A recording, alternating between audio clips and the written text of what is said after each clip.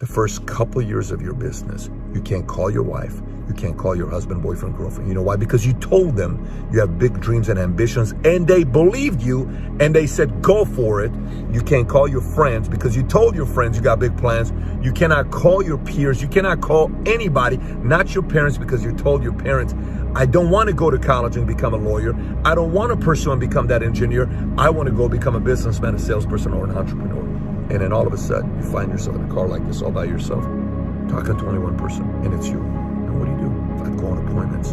2-hour drive, 3-hour drive. I'm knocking on the door of the person to sell something that I'm going to make $1,500, that I need that $1,500 to make my car payment, my cell phone payment, and pay off my credit card for that month. And I'm knocking on the door. I see the drape moving. They don't open the door for me. And I drove 2.5 hours of traffic.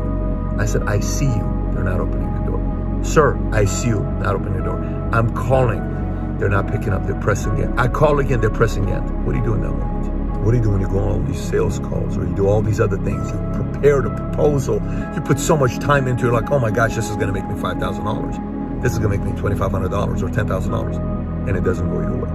Then after that appointment or the meeting, or all day of making calls, sending emails, anything you do all day, there's going to come a time you get in your car and you're by yourself.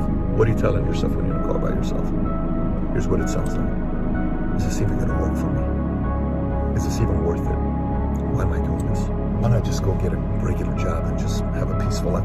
I mean, what is really a big deal about having all the money anyways? Most people who have money are miserable. Who cares about having a big legacy? Why do I need to do that stuff? Why? Who am I trying to prove a point to? In those moments is whether you win or you lose because of what you tell yourself, because it's here where you become your own ally. But the challenge is most people, when they hit these moments, they get too logical. And when they get too logical, guess what ends up happening? They make logical decisions, not emotional decisions, thinking about their bigger dreams. And when they make the logical decisions, they all of a sudden quit.